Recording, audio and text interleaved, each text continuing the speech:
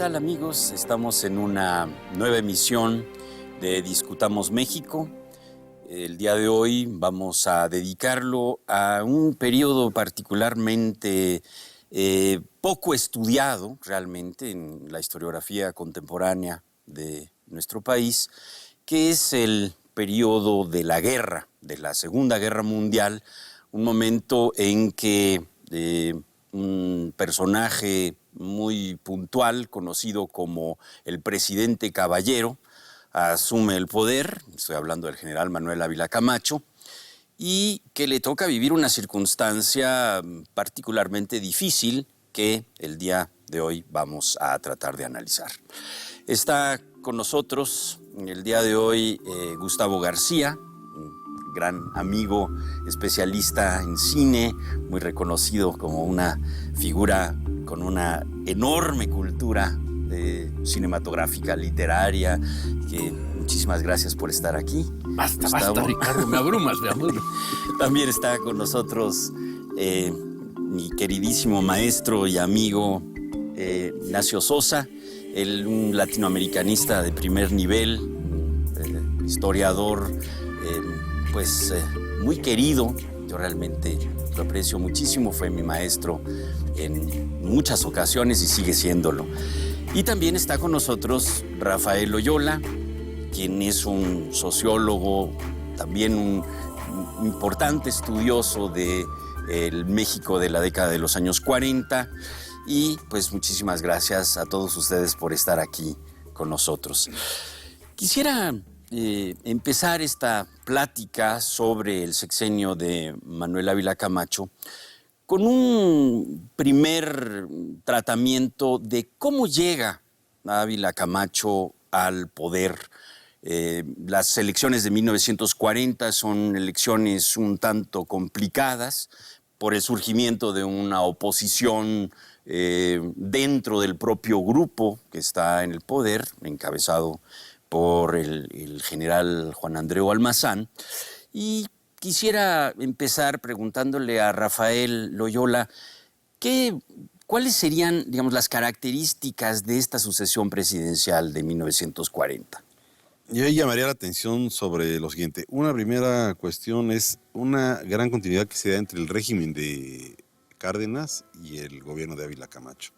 O sea, es muy frecuente encontrar en la literatura que Ávila Camacho llega como que del planeta Marte, ¿no?, a deshacer la obra del general Cárdenas y a darle una corrección hacia un régimen muchísimo más conservador, y más cercano hacia los Estados Unidos. Y no, yo creo que lo que habría que ver es que en esos años, justo en la elección presidencial de 1940, con el desgaste que sufrió el país con las reformas cardenistas y con la guerra mundial que estaba en puerta, las condiciones para que el país siguiera con las reformas cardenistas ya no estaban puestas. Y también habría que meter otro elemento más. Uno tiene la idea como si el país caminara armónicamente, y el país no estaba caminando armónicamente. Las reformas cardenistas habían levantado una cantidad de oposiciones, reacciones, enojos, una gran beligerancia, había mucho malestar social, que también si se hubiera mantenido ese radicalismo, ese reformismo cardenista, seguramente el país hubiera encontrado una situación muy complicada. Y creo yo que ahí sí el general Cárdenas, pues de alguna manera inaugura toda esta habilidad que va a caracterizar al régimen priista en sus épocas de mayor estabilidad, de la facultad que tiene el presidente y del poder que tenía el presidente para designar y orientar hacia el sucesor. Porque Cárdenas de alguna manera se impone al callismo. Y en este caso, el general Cárdenas logra imponer a Ávila Camacho frente a Múgica y frente a Almazán. Entonces yo creo que el contexto estaba dado hacia un corrimiento hacia el centro. El poder presidencial tenía ya la fuerza y el aparato institucional necesario para decidir quién lo sucedía en el poder. Gustavo, hay un principio que es también bastante polémico en la propia sucesión de 1940, que es el primer reconocimiento, digamos, presidencial de que es un hombre católico. Eso es tremendo. Entonces, ¿qué nos puedes contar? Mira, ahí yo creo que hay que marcar muchos puntos que vienen también de de lo que, de lo que está señalando Rafael, yo creo que separaría mucho lo que era el poder político de realmente lo que estaba agitando en la sociedad. En la sociedad había efectivamente cuando menos inquietud, sobre todo en la clase media, que hay que recordar que, por ejemplo, en los años 40 en el cine es la década de la añoranza porfiriana. Y esta añoranza porfiriana arranca en 1938 con una obra de teatro México de mis recuerdos, en tiempos de Don Porfirio, que después va a dar el título a una película de Bustillo Oro de 39, que va a ser un éxito tremendo, pero el éxito ya estaba en la obra de teatro.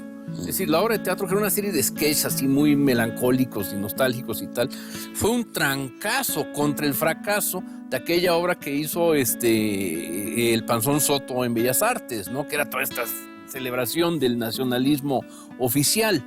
Entonces había no nada más una nostalgia de una estructura más fuerte, según esto, que era el porfiriato, sino que también hay que recordar que había muchas simpatías hacia los alemanes, que había una enorme simpatía hacia los italianos, que Cárdenas ya había detectado precisamente pues que la propaganda fascista y la propaganda nazi estaban muy fuertes en esos años.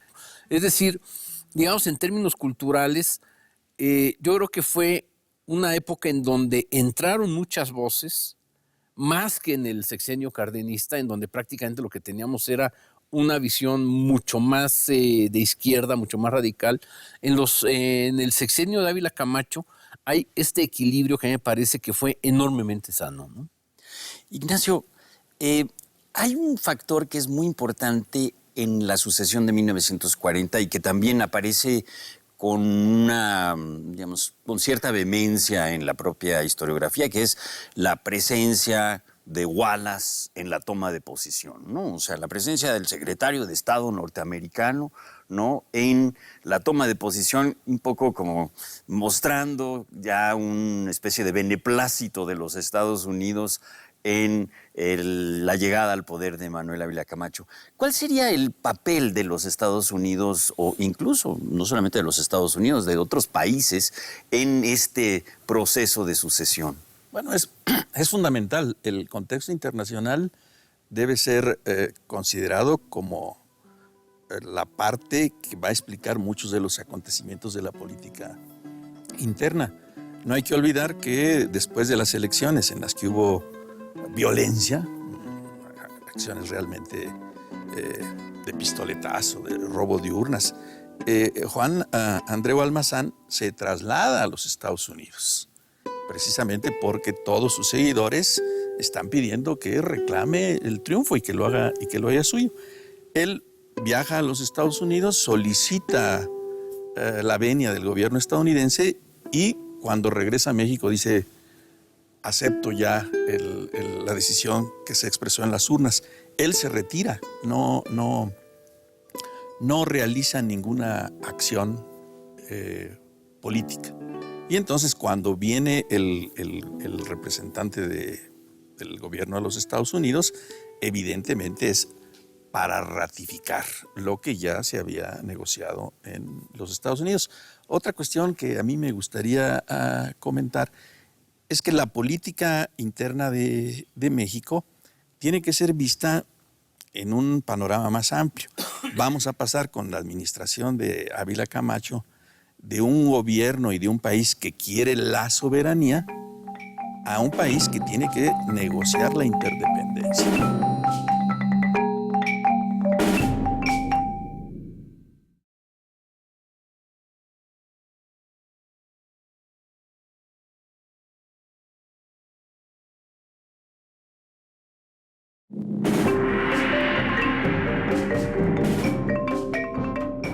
Vamos a pasar con la administración de Ávila Camacho de un gobierno y de un país que quiere la soberanía a un país que tiene que negociar la interdependencia.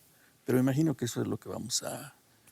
A mí, si me permites, yo quisiera nomás agregar Adelante, dos cuestiones, ¿no? Una primera cuestión, es difícil entender esos años sin la situación de la guerra. Yo creo que eso yo creo que tiene que quedar muy, muy claro. Desde mi punto de vista, la guerra es el gran bálsamo que necesitaba el régimen revolucionario para tener una cierta tranquilidad con el vecino del norte y arreglar una serie de conflictos que todavía venían de la etapa revolucionaria y de todas las confrontaciones entre los liderazgos de la posrevolución. Entonces, ese es el gran escenario. La segunda cuestión, y que tiene que ver con lo que comentaba Gustavo, en esa época la visión que se tenía del nazifascismo era absolutamente oscura. Claro. O sea, había una suerte de fascinación con el nazifascismo, porque además todos los progresos que estaba teniendo para ordenar tanto Italia como Alemania, eso estaba muy replicado en la prensa mexicana. Sí. O sea, eran regímenes bien vistos, porque además todavía no se veía la parte dura del nazifascismo. Y si a esto le agregamos los acuerdos del gobierno mexicano con Italia, con Alemania, con Japón, para surtirlos del petróleo por la cerrazón norteamericana, pues entonces tenemos un caldo de cultivo que nos da una sensación absolutamente distinta que se va a romper justamente hasta el 42, cuando los Estados Unidos entran en la guerra y cuando se ve claro que a nosotros como país, ante el cierre del mercado europeo, pues no nos queda otra más que nos alineamos con el norte o estamos fuera de la pichada. Ahora, creo que este es un punto que es muy importante, porque de alguna forma ya la presencia norteamericana, digamos, de un buen vecino, ¿no? De una política del New Deal que está empezando realmente a mostrar cierta benevolencia hacia México, una renegociación de las deudas, etcétera, etcétera, plantea también una nueva relación de México con el resto de América, ¿no? Y Nacho, ¿cómo podríamos empezar a hablar, digamos, de una especie de pre-panamericanismo o ya de un panamericanismo en donde México juega un papel ya no tan protagónico como en el caso del latinoamericanismo de la década de los años 20 o de los años 30 y más un poco como emisario de la voluntad norteamericana? Bien, la política de Ávila Camacho es de unidad nacional. Pero en el ámbito internacional, en realidad estamos hablando de la unidad hemisférica, porque todo lo que hemos estado aquí comentando está precisamente en la política que Estados Unidos diseña desde 1933, de la política de la buena vecindad, que en otras palabras significa que Estados Unidos en forma unilateral declara que no intervendrá más en la región. Y esta política de no intervención tiene tres notables desafíos y todos tienen que ver con el petróleo. El primero de ellos, el caso de la confiscación de la Standard Oil en Bolivia, 2 semanas antes de la nacionalización petrolera en México. La expropiación, que aquí el general Cárdenas dijo expropio y eso significa pagamos. Y el caso de Venezuela. Lo que los países de América Latina están viendo es cómo precisamente el gobierno de México se apega estrictamente al Estado de Derecho, se apega a su legislación. Y este es el gran desafío que tiene con los Estados Unidos. Porque no hay que olvidar que hubo un litigio grandísimo y que el propio gobierno de los Estados Unidos tuvo que aceptar, tuvo que reconocer que México había actuado conforme a derecho. Y ahí es cuando viene la gran diferencia que va a ser novedosa. El gobierno de los Estados Unidos, por vez primera en el siglo XX, reconoce que una cosa es la política de las grandes compañías petroleras y otra cosa son los intereses estatales. Y esto es lo que va a observarse muy, muy claramente en toda América Latina, porque van a decir, ¿van a intervenir o no van a intervenir? Y la clase política, nuestra clase política, actuó yo creo que con extrema prudencia y sí fue un modelo para los países de la América Latina. En ese sentido, podríamos mencionar, digamos, una especie de atenuamiento del nacionalismo radical que se había visto durante los años 20 y 30. Podemos pensar en un momento en donde, digamos, hay una especie de, le paramos un poco a este asunto que trae consigo la propia Revolución Mexicana, ¿no? Que es el nacionalismo a ultranza, ¿no? Y la defensa del subsuelo, la defensa del territorio, la defensa de las decisiones internas, etcétera, etcétera. Podríamos pensar ya en un proceso de atenuamiento o más bien es un ajuste? ¿O qué sería, Gustavo? Yo creo que estaba madurando el proyecto. Yo creo que ya, yo siento que sí había pasado el momento de la acción. O sea, ¿qué más hacías después de la expropiación, no? Según esto, la reforma agraria se estaba cumpliendo, el reparto agrario estaba cumpliendo. Entonces, digamos que los grandes temas, por una parte, en efecto, quedan algunos en suspenso, otros, yo creo que como dice Rafael, digamos, la guerra, digamos que los matiza, ¿no? Los coloca en otro nivel, pero yo creo que es una etapa de maduración. O sea, digamos, también hay que pensar en que son proyectos que vienen de los años 20 incluso, ¿no?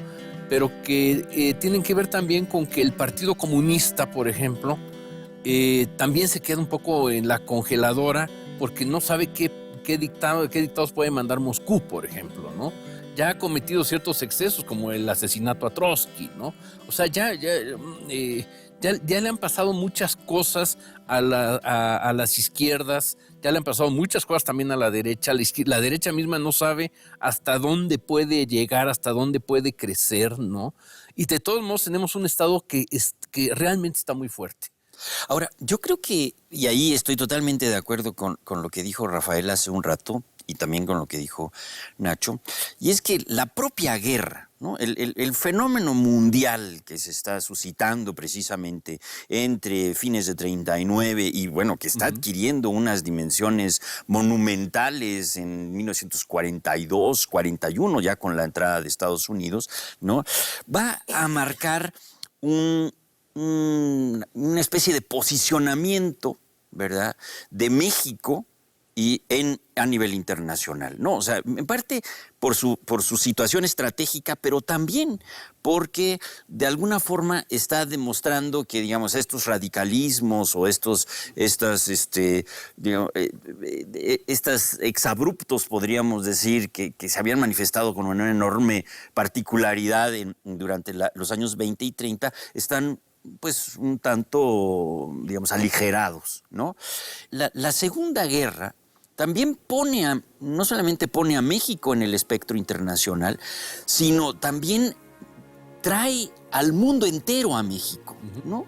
En ese sentido, Rafael, yo creo que, por ejemplo, ¿qué tanto los distintos movimientos obreros o los movimientos, digamos, radicales del resto del mundo, estoy pensando, por ejemplo, en la Unión Soviética o incluso en otros países de América Latina, el propio Estados Unidos, su propio movimiento obrero, ¿qué tanto influyen realmente en, digamos, la circunstancia mexicana en términos de control estatal al movimiento obrero o al movimiento campesino, ¿no? A los maestros, por ejemplo? Mira, yo la vería desde este punto de vista. Uno, es una época en donde podemos calificar lo que existe un nacionalismo, se cultiva un nacionalismo no beligerante. Exacto.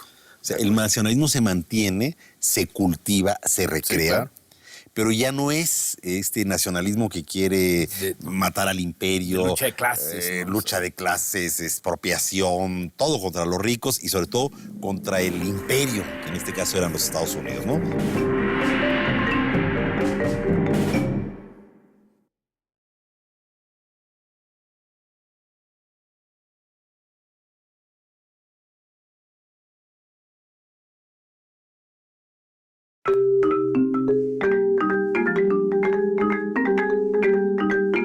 El nacionalismo se mantiene, se cultiva, se recrea, sí, claro, pero ya no es este nacionalismo que quiere matar al imperio, lucha de clases, ¿no? Lucha de clases, expropiación, todo contra los ricos y sobre todo contra el imperio, que en este caso eran los Estados Unidos, ¿no? Entonces se mantiene el nacionalismo, pero un nacionalismo no beligerante, un nacionalismo ya más ideológico y absolutamente funcional al régimen que se estaba consolidando. Como celebratorio, ¿no? Pero ese nacionalismo no era gratuito. ¿Y por qué no era gratuito? Pues porque ya los ferrocarriles ya los tenía. O sea, ¿qué es lo que se peleaba después de la revolución? Pues la capacidad de conducción política y económica del país. ¿Qué es lo que había que hacer para tener capacidad de conducción política y económica? Pues recuperar para el control de la nación, le hace en este caso del Estado, que era el único que tenía posibilidad, pues los principales ejes de la economía. Y en este caso era la energía, petróleo básicamente, y eran las comunicaciones, pues ¿quién eran las carreteras? Era el ferrocarril y una política ya muy injerencista estatal.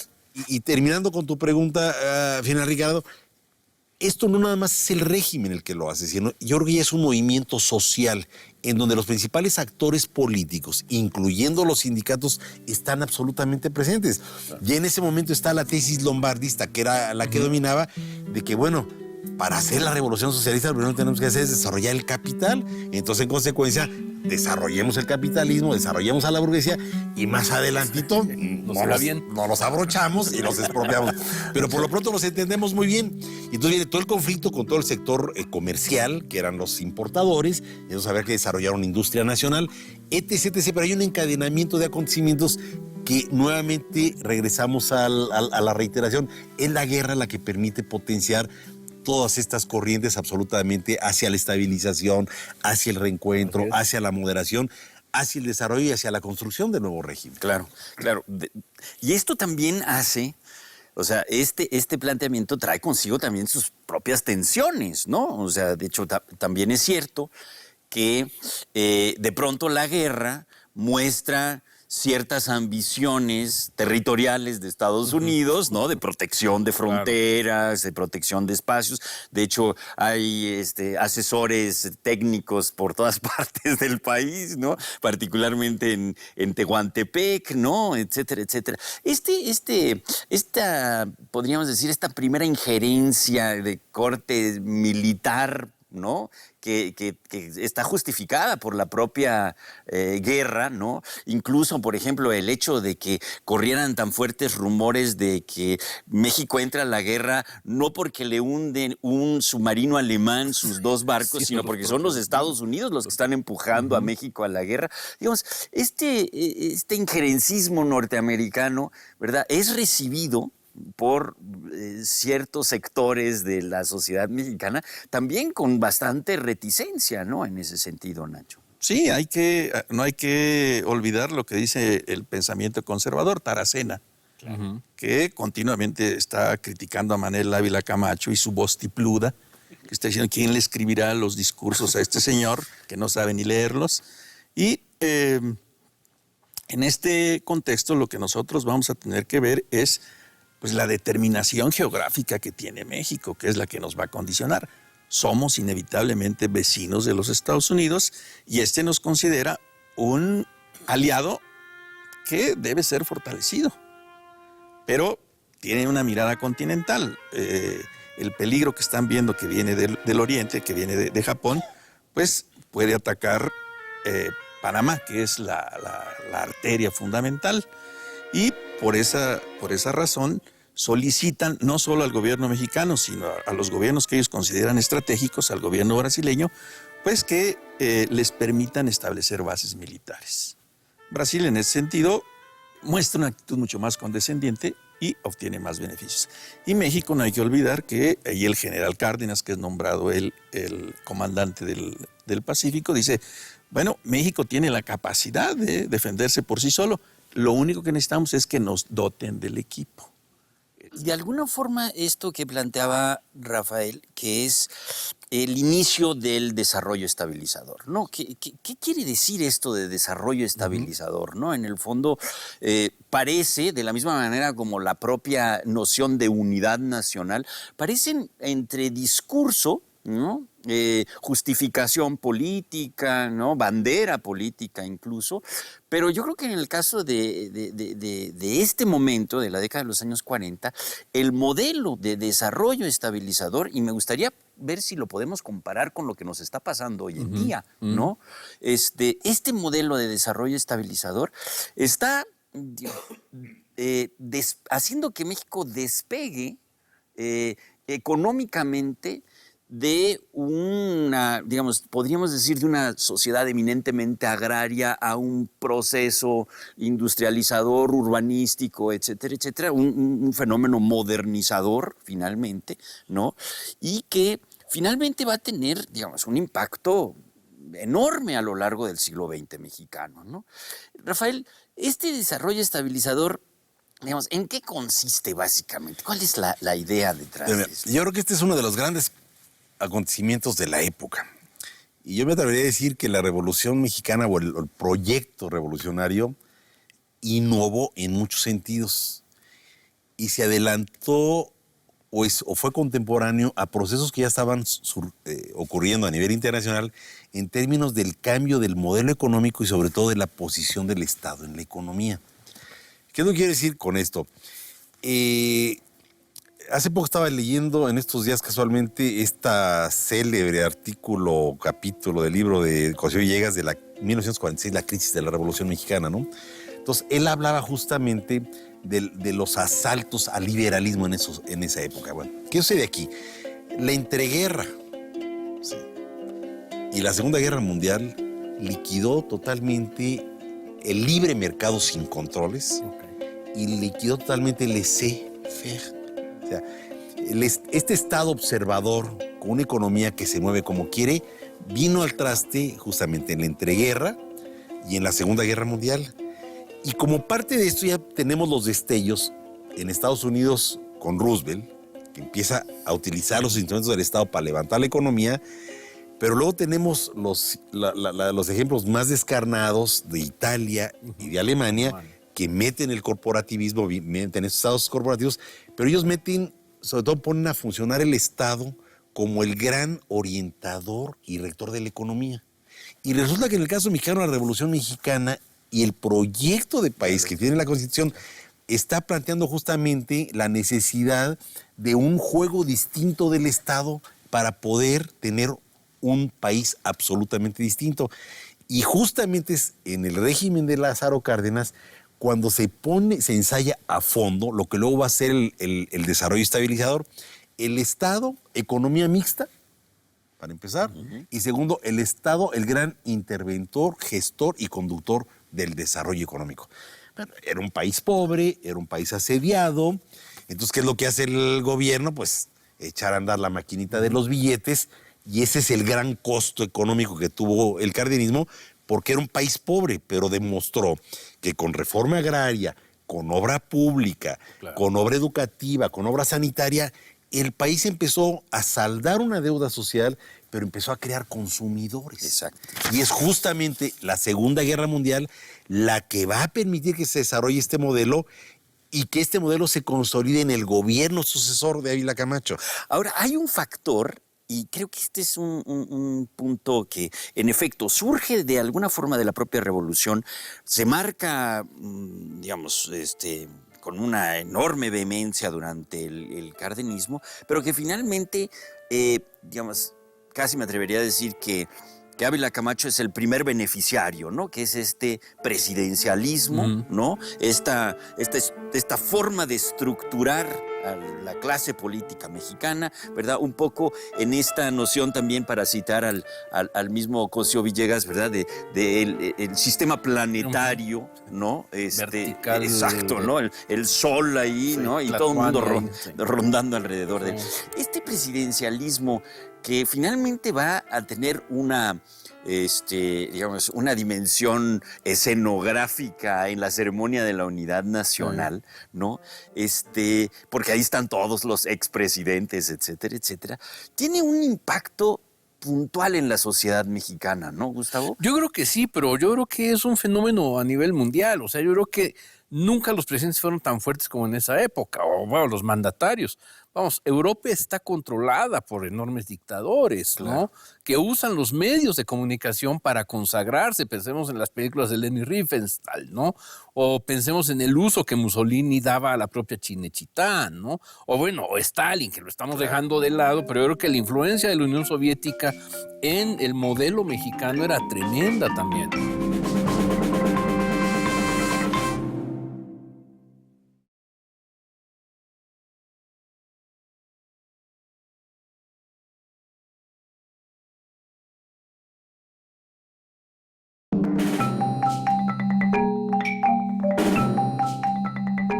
Pero yo creo que la influencia de la Unión Soviética en el modelo mexicano era tremenda también, ¿no? Y bueno, que se reeligiera Roosevelt, por ejemplo, ¿no? O sea, y se reelige además de una manera casi automática. Está muy, sí, o sea, yo creo que los presidentes nunca tuvieron tanta fuerza como en ese momento. Y ahí es en donde yo siento que incluso la imagen de Ávila Camacho es muy pobre. O sea, es más pobre la imagen como ícono, ¿no? Es mucho más fuerte. Lázaro Cárdenas, ¿no? Ujú, claro. Ahora, al hablar de unidad nacional, inmediatamente uno piensa, bueno, ¿por qué una ceremonia de unidad nacional? Es que el país estaba desunido, ¿no? Claro. Eso parece ser, ¿no? O sea, bueno, la clase política había demostrado a lo largo de 30 años por lo menos, que sí era capaz de darse unos catorrazos espantosos, ¿no? Entonces, digamos, esta propia ceremonia o esta propia noción de la unidad nacional, que incluso desde mi punto de vista ni siquiera es tan de Ávila Camacho, es mucho más, tiene sus antecedentes importantísimos en 1938 por lo menos, ¿verdad? ¿No? Pero esta ceremonia de la unidad nacional, digamos, está realmente tratando de taparle el ojo al macho de lo desunida que está la clase política, o es realmente un acto, digamos, que demuestra la realidad mexicana, Nacho? Bueno, tiene un alto valor simbólico. El haber colocado en la ceremonia a todos los expresidentes, pues significa un espaldarazo de que tenemos un jefe natural y este jefe natural es el presidente de la República. Ortiz Rubio, el general Calles, el general Cárdenas, todos como un solo hombre, todos militares, diciendo estamos aquí presentes apoyando al presidente de Me pregunto si se puede hacer algo así hoy en día. Sería muy difícil. No se odian. Sí. Pero bueno, perdón. Y además, esto tiene que ver con lo que comentaba hace un momento Rafael. El liberalismo es competencia. El liberalismo es lucha entre los individuos. Y lo que está precisamente en el ámbito nacional y en el ámbito internacional es la colaboración. O sea, ¿qué es el fascismo? El facho. Es la unidad. ¿Qué es el nazismo? Es la unidad. Entonces el discurso mexicano de unidad nacional, pues no es sino la adecuación de algo que está en el ambiente. Estamos viviendo el momento más triste del liberalismo. El liberalismo está en su nadir. Y lo que está apareciendo es precisamente una doctrina en la que el Estado de bienestar, el Estado rector, es el que va a señalar cuál es el rumbo, inclusive en los Estados Unidos con el New Deal. Ya ahí está muy, muy claro. Me gustaría, porque hemos estado hablando aquí mucho de la Segunda Guerra Mundial y nosotros tenemos en el imaginario todas estas cuestiones peliculescas, heroicas, pero ¿cuál fue la colaboración de México a la Segunda Guerra Mundial? Es algo que debíamos nosotros destacar. Los Estados Unidos señalan que combatieron 15,000 soldados, ciudadanos mexicanos. Otras cifras señalan que se elevó el número a 250,000. Pero la verdadera colaboración de México y de América Latina fue el frente de la producción. Claro, el bracero. Ahí es donde se demuestra. Porque si bien los países del eje, pero fundamentalmente Alemania ha conquistado los territorios y tiene a todos los trabajadores laborando en sus fábricas, la gran reserva estadounidense y la gran reserva de las democracias es América Latina, que produjimos, pero en cantidades espantosas. Y otra cuestión que también debe ser destacada, la colaboración de México fue ciertamente desinteresada, porque se hace una lista de materiales estratégicos que, si ha existido el liberalismo, debían haber sido pagados al precio de ese momento, pero que se firma un convenio, todos los países latinoamericanos, que se hace a precios fijos y pagaderos a futuro. Entonces la colaboración nuestra debe ser destacada. No corresponde a un gobierno, no corresponde solo a Ávila Camacho, es la sociedad que en conjunto dice vamos a colaborar con una disciplina, yo remarcaría, extraordinaria, para no ponerlo nada más en el plano de los dirigentes. Igual ese es tal vez uno de las facetas de la unidad nacional que trasciende desde luego el discurso político y la parte escenográfica e incluso a la propia élite política. Y sí estamos viendo una sociedad que se está reagrupando, ¿no? Un poco, tal vez, yo creo que tienes toda la razón, Rafael, dirigida por el Estado, o sea, el Estado involucrado, ¿no? O sea, Sí. sus intelectuales, sus técnicos, digamos, podríamos hablar de una especie de compromiso bastante mejor entendido, ¿no? ¿Qué trae consigo? Yo creo también un factor muy importante, y es concebir ya a la sociedad mexicana como una sociedad que no está nada más mirando para atrás, ¿no? Que no solamente está mirando a su pasado y a sus tradiciones, etcétera, etcétera. Como se había planteado y se hizo, digamos, el propio nacionalismo cultural hizo podríamos decir, una apología de ese fenómeno. Ahora se está viendo bastante hacia el futuro, se está tomando un poco el futuro en las manos de la sociedad mexicana, y podríamos pensar aquí, mi pregunta es así, con muy mala leche, ¿está la clase política a la altura de esta movilización, por ejemplo, de esta conciencia de unidad? Porque uno también, digo, están ahí vivos figuras como Gonzalo N. Santos, ¿verdad? Está vivo Maximino, ¿no? Están unos personajes ahí. Casi tremendos. Que dice sí, uno, claro. qué barbaridad, ¿no? O sea, ¿qué está pasando con esa clase política también? Es inevitable que uno vea el pasado a partir de lo que está sucediendo en el presente. Y en el presente, y es lugar común decir que la clase política mexicana necesita un cambio urgentemente.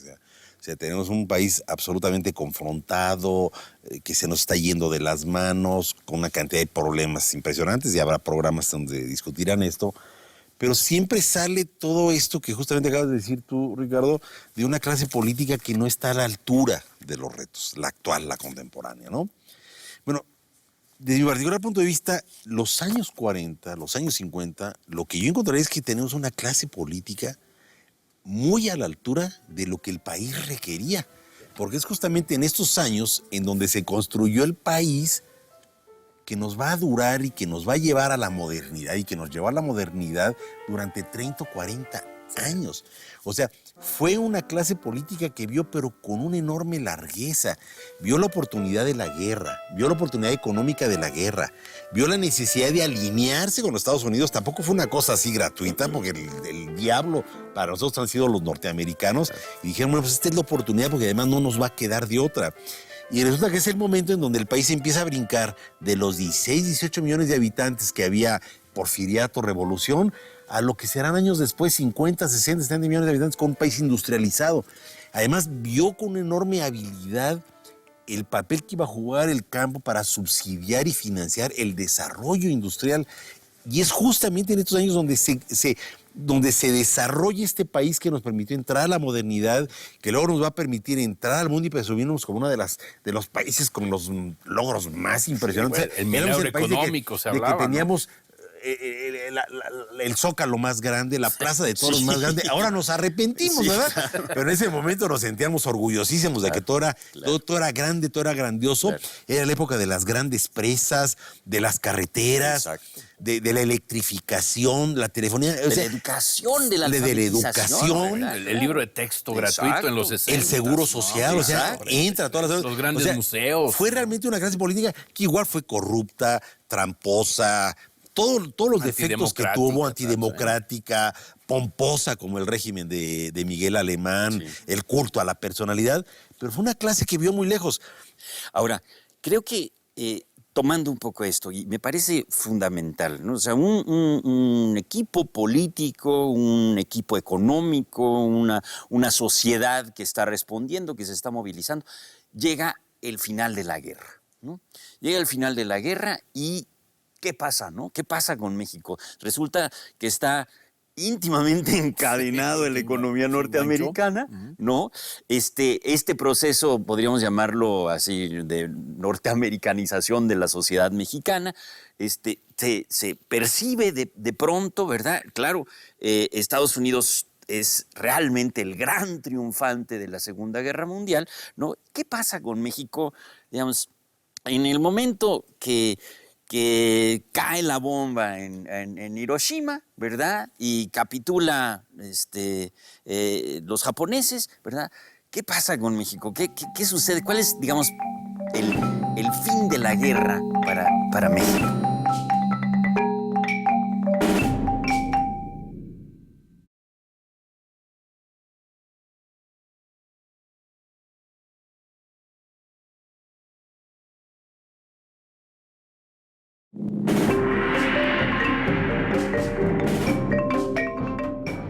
¿Qué pasa con México? ¿Qué sucede? ¿Cuál es, digamos, el fin de la guerra para México?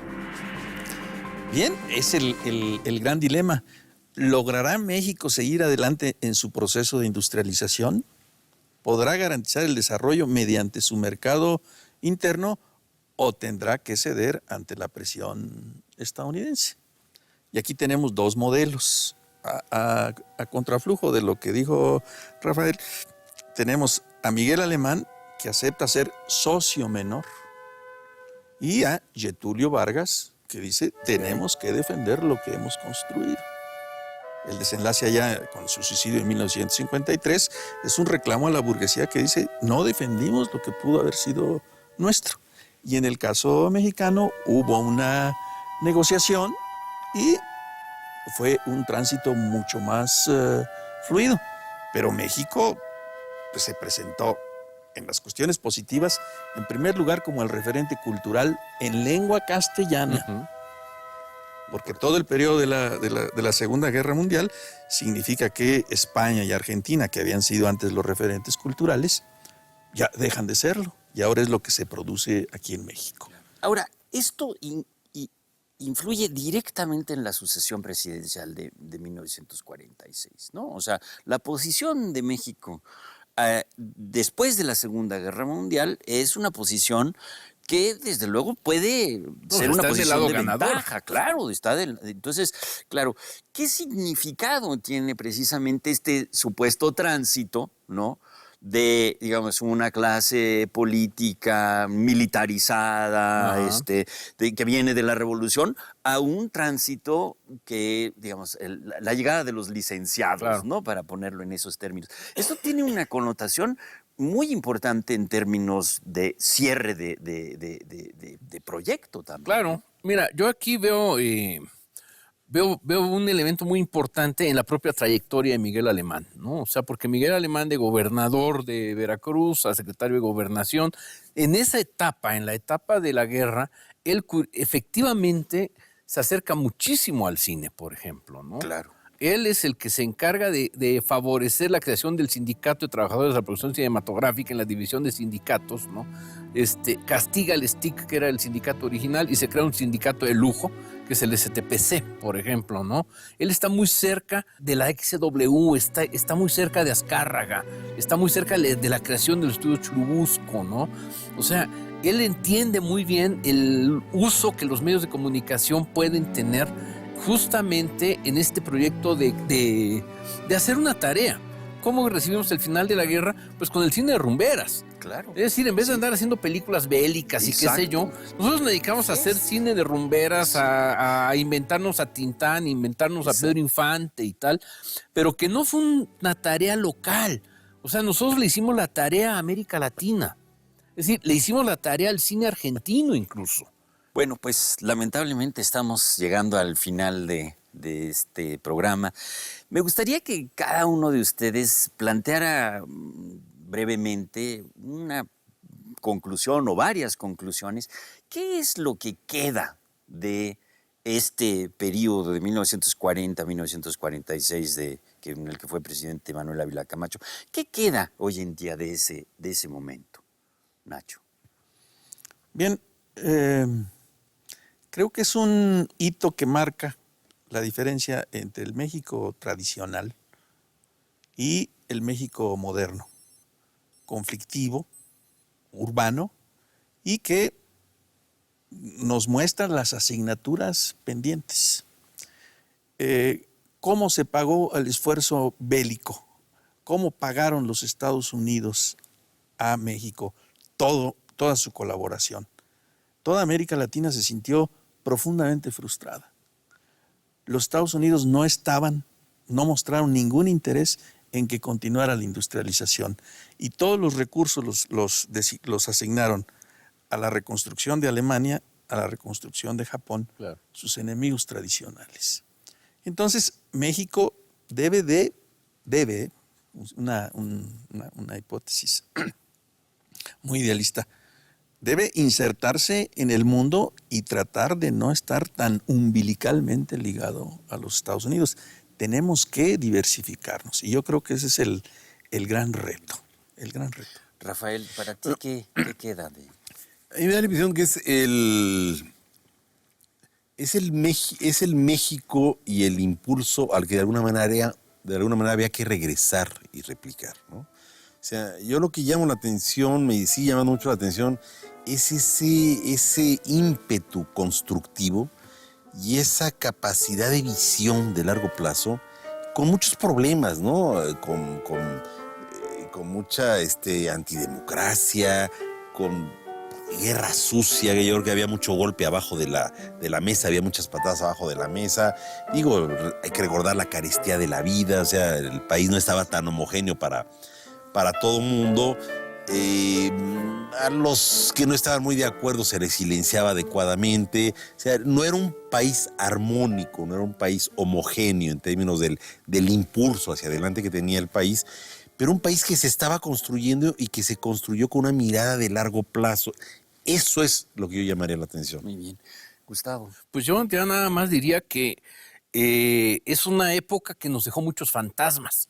O sea, por desgracia, todo este pragmatismo maravilloso con que se resolvieron las cosas y con que se vieron las cosas, gradualmente con el paso del tiempo nos fue dejando fantasmas. El fantasma del clericalismo y del anticlericalismo, el fantasma de Cárdenas como una figura que aparece cada vez que se toca el tema petrolero, ¿no?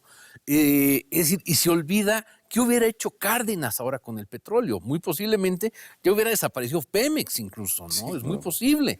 O sea, pero nos llenaron de cadáveres, ¿no? En el closet que salen a cada rato, en vez de darles vida y recuperar precisamente a toda esta generación maravillosa, ¿no? Que pues por eso forman una época de oro, no nada más del cine, sino obviamente de la intelectualidad y de la política mexicanos, ¿no? Muy bien. Bueno, pues con esto hemos tratado de dar una visión, un panorama lo más armónico, podríamos decir, posible entre nosotros mismos.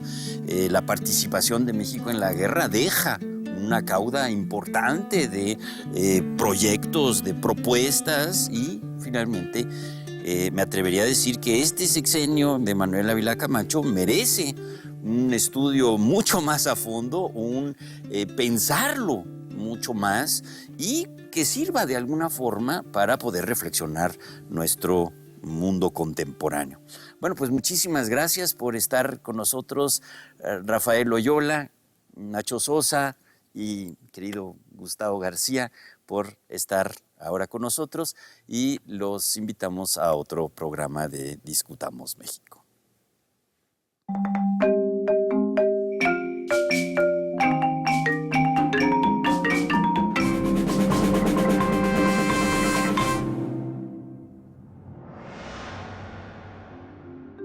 Luis Espota llamó a este momento cuando la revolución se bajó del caballo y se subió al Cadillac.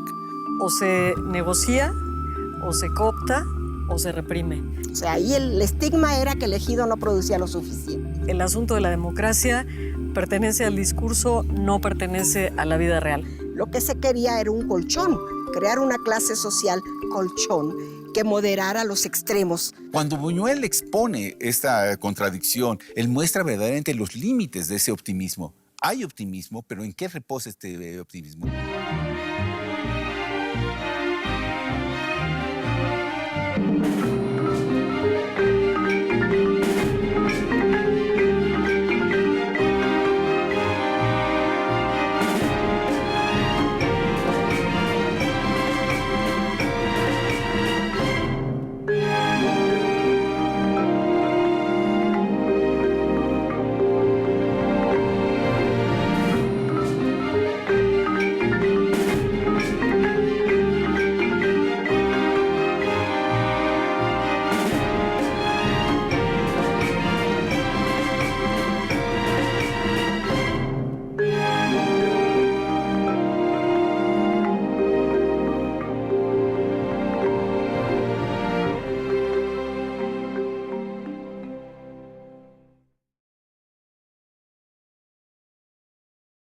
Thank you.